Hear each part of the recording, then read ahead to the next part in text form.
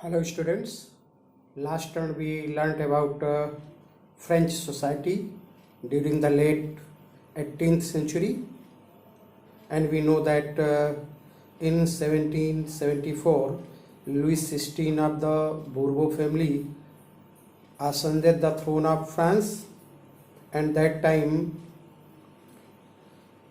financial resources of France is very weak. So Louis XVI decided to increase the taxes. Today we will learn about the outbreak of the revolution. Louis XVI had to increase taxes for fulfill their financial needs, but he can't do so alone. That time, in France of old regime, the monarch did not have the power to impose taxes according to his will alone. उस समय नियम था कि Louis राजा अकेले tax को बढ़ा नहीं सकता. Rather, he had to call a meeting of the state general. उसे स्टेट जनरल की मीटिंग बुलाना अनिवार्य था. The state general was a political body to which the three states sent their representatives. State general एक राजनीतिक रचना थी, जिस प्रकार आज हमारे पार्लियामेंट के सदस्य आम जनता से चुन करके जाते हैं, उसी प्रकार से उस समय तीनों स्टेट्स के चुने हुए प्रतिनिधि होते थे, जिन्हें स्टेट जनरल के नाम से जाना जाता था. इसलिए राजा अर्थात लुइस XVI टैक्स बढ़ाने के लिए स्टेट जनरल की मीटिंग बुलाया. On 5th May 1789, Louis XVI called together an assembly of the State General to pass proposal for a new taxes. इस स्टेट जनरल की मीटिंग के लिए the first and second state sent 300 representatives each, who were seated in a row facing each other on two sides, while the 600 member of the third states had to stand at the back. जो पहले और दूसरे states के प्रतिनिधि थे वो आमने सामने सीटों पर बैठे, जबकि तीसरी स्टेट के 600 प्रतिनिधि जो थे वो उनके पीछे खड़े हो गए. Voting in the state general in the past had been conducted according to the principle that each state had one vote. उस समय का जो नियम था कि हर स्टेट का एक वोट माना जाता था. लुइस XVI ने इसी आधार पर वोटिंग प्रारंभ किया. This time too, Louis XVI was determined to continue the same practice, but member of the third state demanded that voting now be conducted by the assembly as a whole, where each member would have one vote. लेकिन तीसरे state के जो सदस्य थे उन्हें यह स्वीकार नहीं था. उन्होंने मांग की कि असेंबली के प्रत्येक प्रतिनिधि को एक वोट देने का अधिकार दिया जाए और इस नई व्यवस्था के अनुसार वोटिंग हो, जिसे राजा ने स्वीकार नहीं किया. When the king rejected the proposal, जब राजा ने इस प्रपोजल को विचार को अस्वीकृत कर दिया, members of third state walked out of the assembly in protest. विरोध स्वरूप तीसरे स्टेट के जो प्रतिनिधि थे उन्होंने वॉकआउट कर दिया.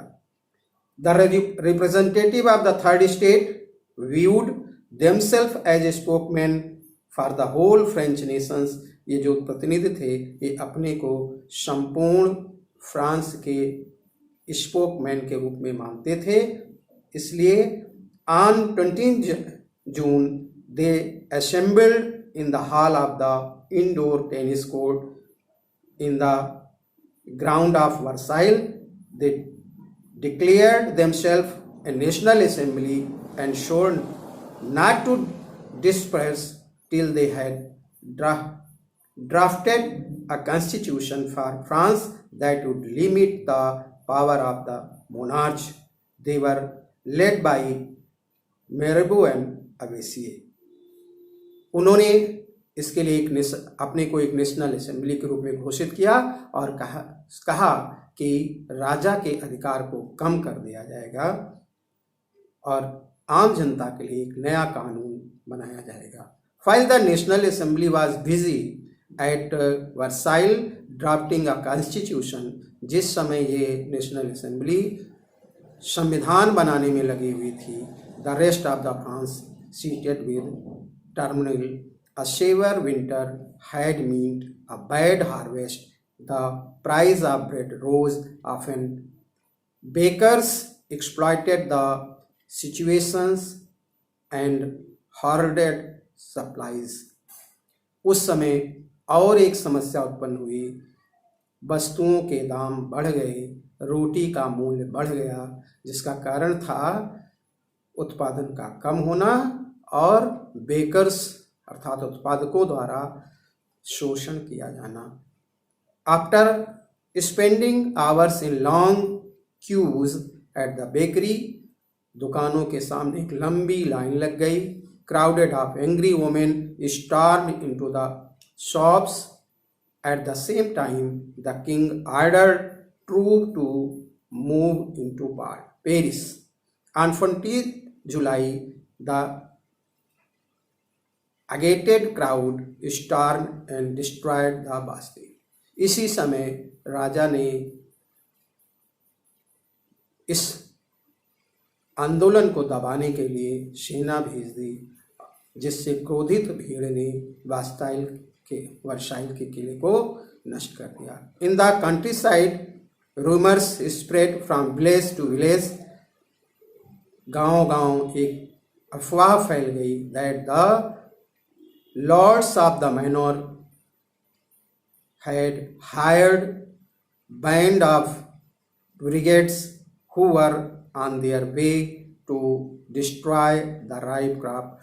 कि राजा ने एक सेना को फसलों को नष्ट करने के लिए भेज दिया है। Caught in the frenzy of fear, peasants in several districts seized hoes and provoked and attacked census. They looted, hoarded grain and burnt down documents containing record of the manorial dues. A large number of nobles fled from their homes, many of them marrying in neighboring countries. जिससे किसान क्रुद्ध हो गए और अपने कृषि उपकरणों के साथ वहाँ के जमींदारों, व्यापारियों आदि पर धावा बोल दिया।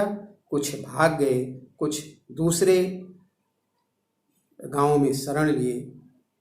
On the night of 4 August 1789 the assembly passed. 4 अगस्त 1789 को असेंबली ने संविधान पास किया। Decree abolish the feudal system of obligation and taxes. Member of the colleague too were forced to give up their privileges. Tithes were abolished and land owned by the church were confiscated. As a result, the government acquired assets worth at least 2 billion livres. नए संविधान के अनुसार तीनों state के लोगों को tax देना अनिवार्य कर दिया गया। चर्च के विशेषाधिकार को समाप्त कर दिया गया, जिससे बिलियंस लिब्रे की संपत्ति सरकारी खजाने में आ गई। French became a constitutional monarchy. The National Assembly completed the draft of the Constitution in 1791. Its main objects was to limit the power of the monarch. 1791 में जो संविधान बना उसका मुख्य उद्देश्य सम्राट की शक्तियों का कम करना था.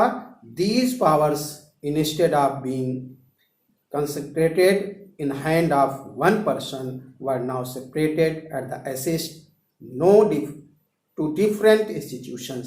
एक जो शक्ति एक के हाथ में थी उसको विभाजित कर दिया गया. The legislature, executive and judiciary, कार्यपालिका, न्यायपालिका और विधायिका में.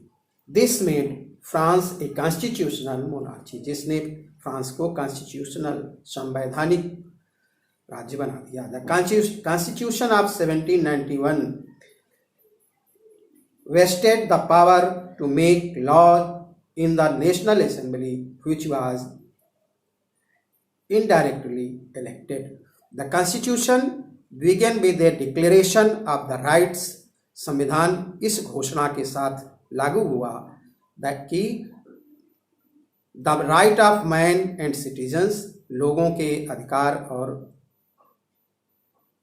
अधिकार, rights such as right to life, अधिकार जैसे जीवन का अधिकार, फ्रीडम ऑफ स्पीच, बोलने की स्वतंत्रता, freedom of opinion, equally before law, संविधान के में सबकी बराबरी का अधिकार, were established as natural and inalienable rights, that is they belong to each human being by birth and could not be taken away. It was the duty of the state to protect each citizen's natural rights. यह राज्य का दायित्व हो गया कि वह सभी नागरिकों को जो प्राकृतिक अधिकार है उसे प्रदान करे. Thank you students. इसके आधार पर आपको कुछ प्रश्न दिए जाएंगे, उन्हें आप पूरा करेंगे. Next parts will be teach you in next term. Thank you.